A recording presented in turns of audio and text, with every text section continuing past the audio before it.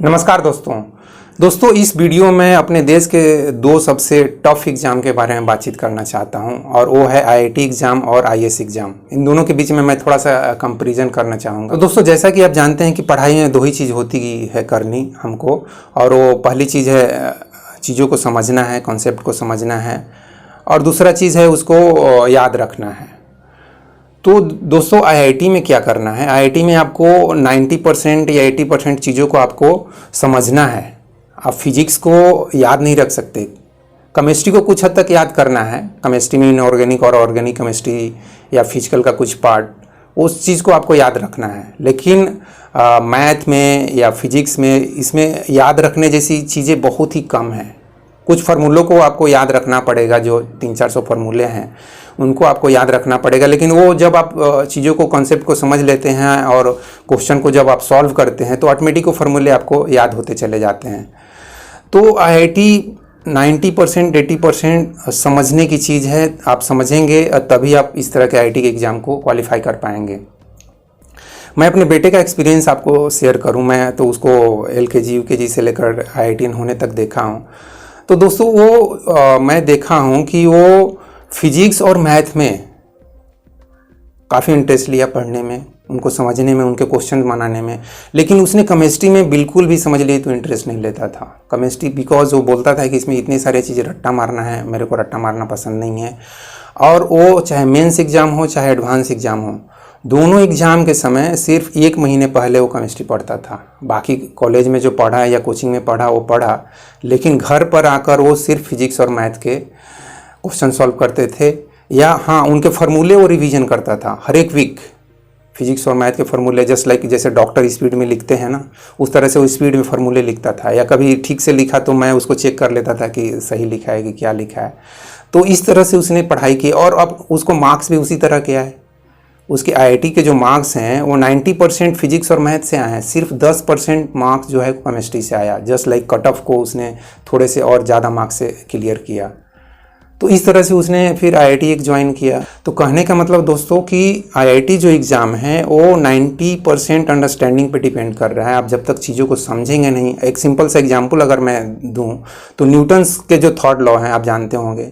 First नियम और third नियम बहुत इजी हैं, आराम से आप रट्टा मार के याद भी कर सकते हैं। न्यूटन साहब का जो फर्स्ट नियम है वो है कि कोई भी वस्तु स्थिर है तो स्थिर रहना चाहती है, मोशन में है तो मोशन में रहना चाहती है, जिसको वो इनर्शिया, लॉ ऑफ इनर्शिया बोलते हैं। और जो तीसरा नियम है वो भी बहुत आसान है कि एक्शन और रिएक्शन इक्वल और एक दूसरे के अपोजिट होते हैं। लेकिन सेकेंड जो लॉ है वहाँ आप फंस जाएंगे। वहाँ पे आपको समझना पड़ेगा कि फोर्स क्या है, एक्सेलरेशन क्या है, एक्सेलरेशन के पीछे का कॉन्सेप्ट आपको समझना पड़ेगा। तब उसके ऊपर जो फार्मूले बनते हैं V-U/T, इस तरह के फार्मूले आप तभी समझ पाएंगे जब उसके कॉन्सेप्ट में घुसेंगे, फोर्स का कॉन्सेप्ट में घुसेंगे। और उसके बाद इसी कॉन्सेप्ट के बेसिस में, ये 3 सिर्फ लॉज के ऊपर में आईआईटी लेवल पे जो क्वेश्चन पूछे जाएंगे ना, आपका दिमाग खराब हो जाएगा।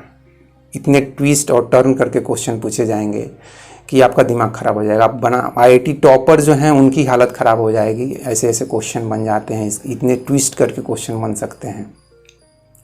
और वहीं पे आप आईएएस का एग्ज़ाम लीजिए, उसमें आप देखेंगे कि 70 to 80% चीज़ें जो है वो रट्टा मारना है। आपको रिवीजन कर कर के रट्टा मारो, चाहे माइंड पावर मैप बना के रट्टा मारो, चाहे कोडिंग करके रट्टा मारो। अब जैसे वीव गयोर, रेनबो के जो कलर्स हैं उनको आप रट्टा मार सकते हो वीव गयोर वर्ड से, वायलेट और रेड से। या प्लैनेट का जो डिस्टेंस है, इसके लिए आप कुछ कोड बना दो कि सन से लेकर वो प्लूटो तक के कौन ग्रह कितने कहाँ कहाँ है, कौन नज़दीक है कौन दूर है, उसको आप सीक्वेंस में याद कर सकते हो।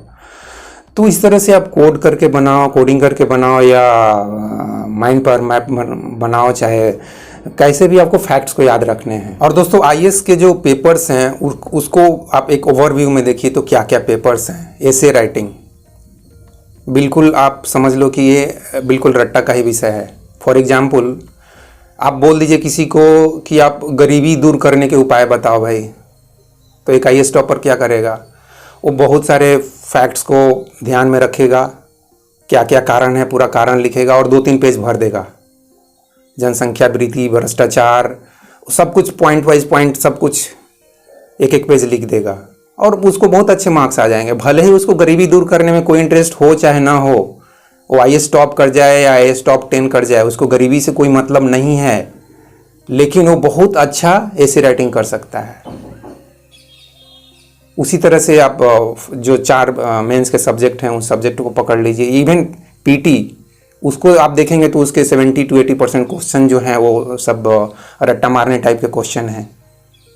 फर्स्ट वर्ल्ड वार कब हुआ, कहाँ से स्टार्ट हुआ, क्या क्या कारण थे, कौन पहले अटैक किया, अमेरिका कब पार्टिसिपेट किया, ये सब कैसे आप मतलब क्या इसमें समझने की कोई चीज़ है? आपको बिल्कुल सब कुछ रट्टा मारना है। तो और IAS का जो 4 पेपर्स हैं उसको आप जो मेंस पेपर हैं उसमें क्या है, तो पहला पेपर है आप उसमें आप हिस्ट्री पढ़ो, और उसके बाद मुझे तो जैसे कि मुझे सब्जेक्ट्स भी याद करने में दिक्कत हो रहा है कि हिस्ट्री है, सोशल है, पॉलिटिक्स है, कॉन्स्टिट्यूशन है, पब्लिक एडमिनिस्ट्रेशन है, ज्योग्राफी है, और एक 4th पेपर है उसमें, 3rd पेपर में थोड़ी सी साइंस एंड टेक्नोलॉजी की बात, वो भी सब कुछ कंसेप्चुअल। पोल्यूशन के क्या क्या कारण हैं आप उसमें लिखिए, वो सब कुछ रट्टा है, आप रट्टा मारिए तभी आप लिख सकते हैं पोल्यूशन के क्या क्या कारण हैं, कैसे इनको दूर करें। और जो 4th पेपर है इथिक्स में आप क्या लिखेंगे, ये मतलब अच्छे अच्छे चीज़ें आप पढ़ लीजिए। रास्ते में आप जा रहे हैं एग्ज़ाम देने के लिए, किसी को एक्सीडेंट हो गया तो आप क्या करेंगे, आप बहुत अच्छी अच्छी बातें वहाँ लिखिए कि मैं क्या करूँगा, मैं एग्ज़ाम छोड़ दूँगा और जाऊँगा उसको हॉस्पिटल लेके, एग्ज़ाम मैं अगले साल दे दूँगा। इस तरह से आप बातें। अब यहाँ भी बहुत ही ट्रिक है, आप एकदम बिल्कुल ही सत्यवादी हरिश्चंद्र की तरह लिखेंगे तो एग्जामिनर समझेगा कि ये बेवकूफ़ बना रहा है, ऐसा कुछ करने वाला नहीं है, सिर्फ हमको प्रभावित करने के लिए ऐसा लिख रहा है। तो वो भी एक बहुत ट्रिक है कि कैसे आंसर को लिखना है कि सामने वाला को ये भी नहीं लगे कि आप झूठ मूठ का ऐसे ही स्टोरी बना रहे हो कि मैं बहुत अच्छा देश के लिए काम करने वाला हूँ, समाज के लिए काम करने वाला हूँ। आपको वहाँ भी बहुत ही अच्छे तरीके से प्रेजेंट करना है। आपको ये नहीं लगना चाहिए कि आप ब्लफ मार रहे हो, आप चीटिंग कर रहे हो। चाहे इंटरव्यू में भी इसी तरह की बात है, आप वहाँ भी ये मत दिखाओ कि मैं बिल्कुल राजा हरिश्चंद्र हूँ और मेरे ही बस मैं बना दो मुझे IAS या बना दो मुझे देश का प्रधानमंत्री, देखो फिर मैं क्या कर देता हूँ इस देश के लिए। प्रेजेंट तो ऐसे ही करना है, लेकिन इतना भी बेवकूफ़ नहीं बनाना है कि वो बेवकूफ़ बन जाएंगे। तो कहने का मतलब ये है दोस्तों, इसमें बस एक पेपर है ऑप्शनल, वही आपके हाथ में है। अब आपका साइंस बैकग्राउंड है तो आप फिजिक्स रखोगे, चाहे मैथ रखोगे, चाहे केमिस्ट्री रखोगे, तो ये सब टफ उस लेवल पे फिर इतने टफ हो जाते हैं कि इतना इसमें भी स्कोर करना ज़्यादा आसान नहीं होगा। वहीं पर आप ज्योग्राफी रख लो तो ज्योग्राफी से आप मेंस के भी एक पेपर अच्छे से कर लोगे और यहाँ भी अच्छे से कर लोगे। और इसलिए सब कुछ क्लियर दिखाई दे रहा है दोस्तों कि 70 to 80% जो चीज़ें हैं वो रट्टा पे डिपेंड कर रहा है IAS एग्ज़ाम में, जबकि IIT में बिल्कुल भी ये पॉसिबल नहीं है कि आप रट्टा मार के IIT निकाल लें। तो एक तरह से मैं अपना ऑब्जर्वेशन बताया दोस्तों IIT वर्सेस IAS का। तो इस वीडियो में बस इतना ही दोस्तों। जय हिंद दोस्तों।